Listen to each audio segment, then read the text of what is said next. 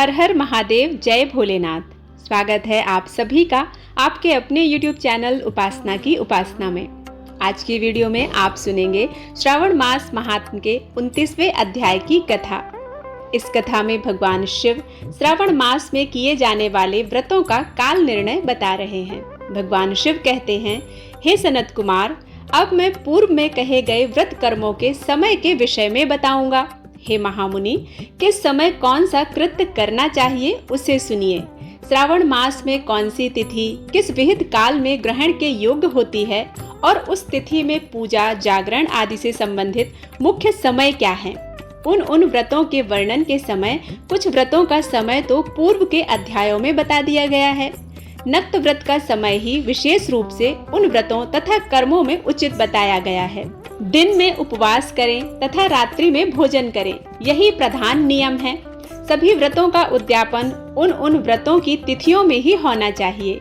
यदि किसी कारण से उन तिथि में उद्यापन करना संभव नहीं है तो पंचांग शुद्ध दिन में एक दिन पूर्व अधिवासन करके और दूसरे दिन आदर पूर्वक हवन आदि कृत्यों को करें।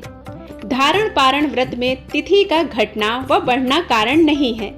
श्रावण मास के शुक्ल पक्ष की प्रतिपदा तिथि में संकल्प करके उपवास करें, पुनः दूसरे दिन पारण करें, इसके बाद दूसरे दिन उपवास करें।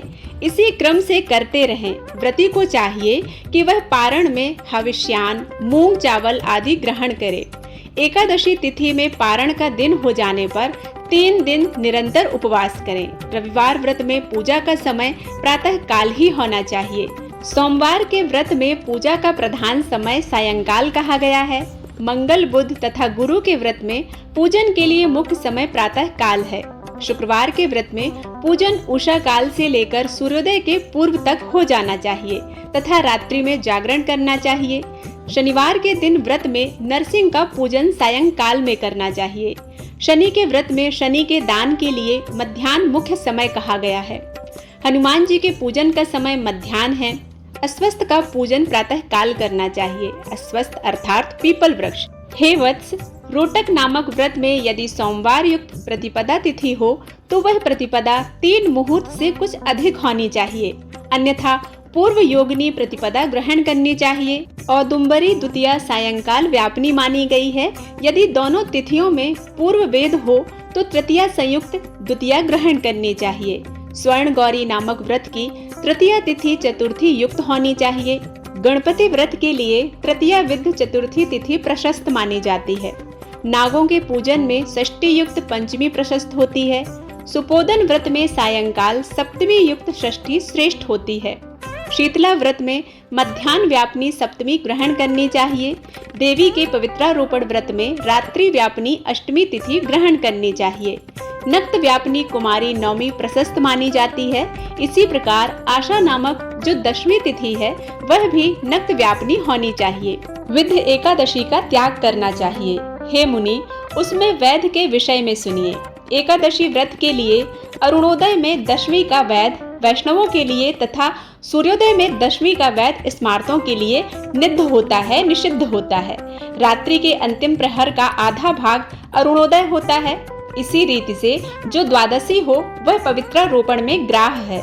कामदेव के व्रत में त्रयोदशी तिथि रात्रि व्यापनी होनी चाहिए।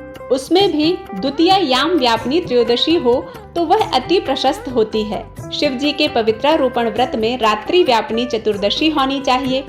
उसमें भी जो चतुर्दशी अर्धरात्रि व्यापनी होती है वह अति श्रेष्ठ मानी जाती है। उपाकर्म तथा उत्सर्जन कृत्य के लिए पूर्णिमा तिथि अथवा श्रवण नक्षत्र होने चाहिए। यदि दूसरे दिन 3 मुहूर्त तक पूर्णिमा हो तो दूसरा दिन ग्रहण करना चाहिए, अन्यथा तैत्तरीय शाखा वालों को और ऋग्वेदियों को पूर्व दिन ही करना चाहिए। तैत्तरीय यजुर्वेदियों को 3 मुहूर्त पर्यंत दूसरे दिन पूर्णिमा में श्रवण नक्षत्र हो तब भी पूर्व दिन दोनों कृत्य करने चाहिए। यदि पूर्णिमा तथा श्रवण दोनों का पूर्व दिन 1 मुहूर्त के अनंतर योग हो और दूसरे दिन 2 मुहूर्त के भीतर दोनों समाप्त हो गए हों तब पूर्व दिन ही दोनों कर्म होना चाहिए। यदि हस्त नक्षत्र दोनों दिन मध्याह्न काल तक हो तब भी दोनों कृत्य पूर्व दिन ही संपन्न होने चाहिए। श्रवणाकर्म में उपाकर्म प्रयोग के अंत में दीपक का काल माना गया है और सर्व बलि के लिए भी वही काल बताया गया है। पर्व के दिन में अथवा रात्रि में अपने अपने ग्रह सूत्र के अनुसार जब भी इच्छा हो इसे करना चाहिए। इस दीपदान तथा सर्व बलिदान कर्म में अस्तकाल व्यापिनी पूर्णिमा प्रशस्त है। हयग्रीव के उत्सव में मध्याह्न वाहिनी व्यापिनी पूर्णिमा प्रशस्त है। रक्षाबंधन कर्म में अपराह्न व्यापिनी पूर्णिमा प्रशस्त होती है। इसी प्रकार संकष्ट चतुर्थी चंद्रोदय व्यापिनी ग्राह होनी चाहिए। यदि चंद्रोदय व्यापिनी चतुर्थी दोनों दिनों में हो अथवा दोनों दिनों में ना हो तो भी चतुर्थ व्रत पूर्व दिन में करना चाहिए, क्योंकि तृतीया में चतुर्थी महान पुण्य फल देने वाली होती है। इसलिए हे वत्स, व्रतियों को चाहिए कि गणेश जी को प्रसन्न करने के लिए इस व्रत को अवश्य करना चाहिए। गणेश चतुर्थी, गौरी चतुर्थी और बहुला चतुर्थी, इन चतुर्थियों के अतिरिक्त अन्य सभी चतुर्थियों के पूजन के लिए पंचमी विद्या कही गई है। कृष्ण जन्माष्टमी तिथि निशीथ व्यापिनी ग्रहण करनी चाहिए। निर्णय में सर्वत्र तिथि 6 प्रकार की मानी जाती हैं। दोनों दिन पूर्ण व्यापिनी, दोनों दिन केवल अर्ध व्यापिनी, अंश से दोनों दिन सम व्यापिनी, अंश से दोनों दिन विषम व्यापिनी, पूर्व दिन संपूर्ण व्यापिनी और दूसरे दिन केवल आंशिक व्यापिनी, पूर्व दिन केवल आंशिक व्यापिनी और दूसरे दिन अर्ध व्यापिनी। इन पक्षों में 3 पक्षों में जिस प्रकार संदेह नहीं है उसे अब सुनिए। विषम व्यापिनी में अंश व्याप्ति से अधिक व्याप्ति उत्तम होती है। एक दिन तिथि पूर्णा है, वहीं दूसरे दिन तिथि अपूर्णा कही जाती है। अव्याप्ति तथा अंश से व्याप्ति, इनमें अंश व्याप्ति उत्तम होती है। और जब अंश व्याप्ति पूर्ण हो तथा जब अंश से सम हो वहाँ संदेह होता है और उसके निर्णय में भेद होता है।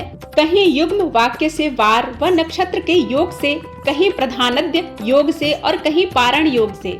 जन्माष्टमी व्रत में संदेह होने पर तीनों पक्षों में पराग्राह होती है। यदि अष्टमी 3 प्रहर के भीतर ही समाप्त हुई हो तो अष्टमी के अंत में पारण हो जाना चाहिए, और उसके बाद यदि अष्टमी उषा काल में समाप्त होती हो तो पारण उसी समय करना चाहिए। पिठौर नामक व्रत में मध्याह्न व्यापिनी अमावस्या शुभ होती है और वृषभों के पूजन में सायंकाल व्यापिनी अमावस्या शुभ होती है। कुशों के संचय में संगम काल व्यापिनी अमावस्या शुभ कही जाती है। सूर्य के कर्क संक्रमण में 30 घड़ी पूर्व का काल पुण्यमय मानते हैं।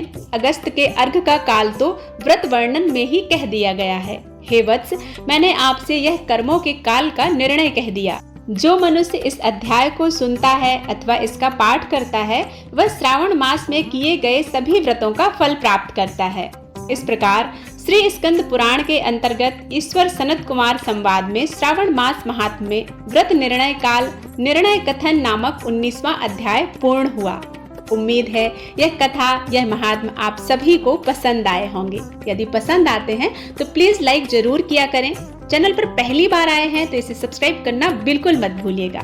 मिलते हैं एक नई कथा के साथ, तब तक के लिए ओम नमः शिवाय।